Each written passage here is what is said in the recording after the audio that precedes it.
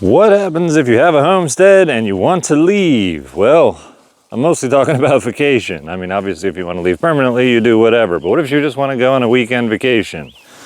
It's possible, but it's extraordinarily difficult. My name is Nate Petrosky from Narrowway Homestead, and I'm getting ready to go away for about 30 hours, roughly. And pretty much if you're going to leave a homestead, you got to have somebody come homestead sit, if you will. And the most qualified people and the people that are just really going to know what to do are other homesteaders. And how do you get them to leave? Well, that's a challenge because they have the same problem.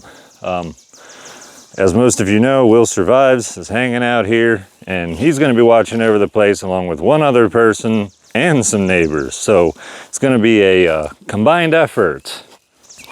Most of the time, if you get an opportunity to babysit a homestead, if you will, it's probably not going to seem that difficult. But what actually happens behind the scenes is you try to put the homestead, from my perspective, I try to put the homestead in a vacation mode. So all water things are full, all food things are full. Grass being cut, you know, that's already taken care of. Obviously, I have robot lawnmowers, but I made sure that they've got everything cut ahead of time so I don't get back and, you know. That being said, they run all the time. The only reason it's bizarre for me and why I choose to cut when I do is because I'm on solar power.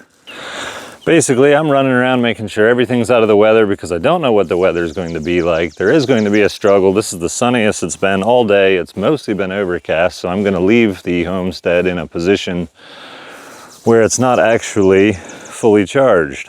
So I basically showed Will a couple things with the solar. He knows just enough to know what numbers to watch and what to do if something hits one number versus the other. There may be some generator running. I usually micromanage my power in such a way that I never have to, but I'm going away, so I'm like, you know, if it falls below a certain amount, just hit the generator. Also, the water collection. I'm always kind of afraid of the, I have a lot of pipes here, a lot of pipes underground. From that building over there, all the way to this outdoor kitchen and some other places are buried water lines. It's always possible at some point something will develop a leak, and then I will be draining power, pumping out all my water out that leak, and so I'll lose water and get my batteries below where I'm happy with them being, because that's bad for the batteries, and I may significantly shorten the life of my batteries if they get too low.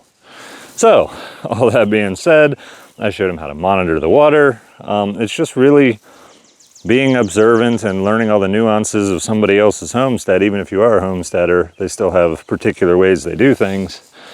So just being able to monitor all that. I've got ducks. Ducks need to be let in and out of the coop and fed and watered. And I have no doubts that Will's completely capable of handling all that. And one other thing about homesteads, nothing ever goes according to plan. Sometimes it does, but so basically, certain ducks may get out that are supposed to stay in the coop right now because I have those younger ducks, and these adult ones are just kind of, you know, however. It's just, but as long as you have somebody that's able to problem solve, which Will is fully capable of doing, along with the people that are going to be helping him out or doing different tasks that he doesn't have to worry about, that'll be perfect. So just adjusting the circumstances and changes as things come up. Just finding the right person. You can leave the homestead, yeah, whenever you want, but leaving on a whim is difficult. Also with leaving in the summertime is a lot easier because nothing's going to freeze. There aren't water dishes to have to break out of ice. The water just needs to be changed as things are, yeah, getting dirty. We'll make sure that all the plants, including some fresh berries, are watered enough, so that's not going to be something he has to worry with. He won't have to do any of that. It's only 30 hours, so yeah, it's just a bunch of little things to just make sure that nobody has to fool with anything, and then it's pretty sweet. But it is possible to leave. You just have to find the right help. Some homesteads, not really homesteads, but farms have farm hands, and that makes it a lot easier. But typically on farms, the people that are owning it and most passionate about it are, yeah, very hands-on, so I'm sure they feel nervous leaving too sometimes. The other part about leaving a homestead is the part where you just like worry about it constantly while you're away. What could be happening? What? You just got to kind of get over it. The other big thing for me is having Az here is a big livestock guardian dog, and it's important for him to have a relationship with whoever it is I'm leaving on the homestead. So, and you know, feeding him, and so like if I was ever to just have somebody that I knew was good that had never visited the homestead before, they'd almost have to come probably at least a week ahead of time to watch and observe and be hands-on with it all. Oh, a duck almost got a fly. That was cool.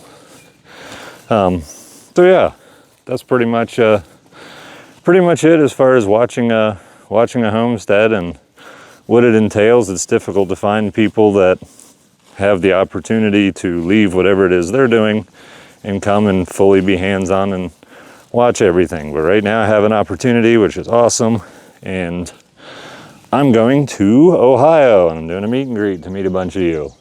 In the last long format YouTube video, I have the details at the end of it.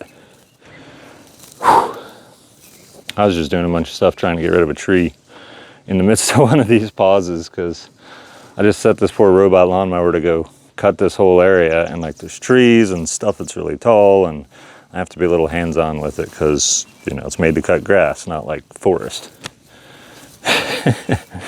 Anyway, so yep, that's pretty much it.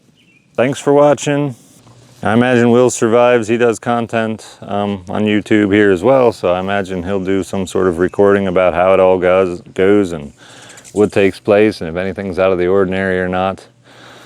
He may even keep Twitch going for you guys, because that'd be super cool. He may or may not, because that's a whole babysitting job in itself, to keep the phone from dying and overheating and all that good stuff. But anyway, I think I'm just about ready. Got a whole new like vacation set up for Az. Kittens are going to be just in a totally different area. Basically, I've simplified the animal routines temporarily, and there's not going to be any active training, which is something I'm really working with most of the animals on, is some kind of active training to make sure that they are, you know, going to behave in a certain way, and all that's just going to be suspended for now, because everything just needs to chill in stasis for a bit, and when I get back I can resume many things. So anyway, hopefully this was informative to those of you that were thinking about visiting a homestead, having your own homestead, thinking about weekend vacations.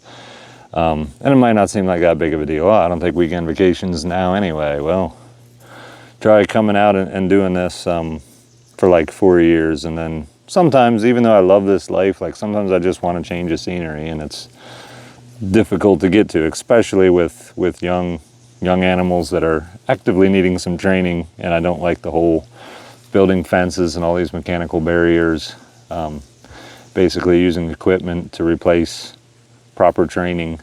It's just not my style at all. So yeah, I kind of lay life on hard mode, and it's my own choosing, and I love every bit of it. So thanks for watching, and I'll see you guys in the next one.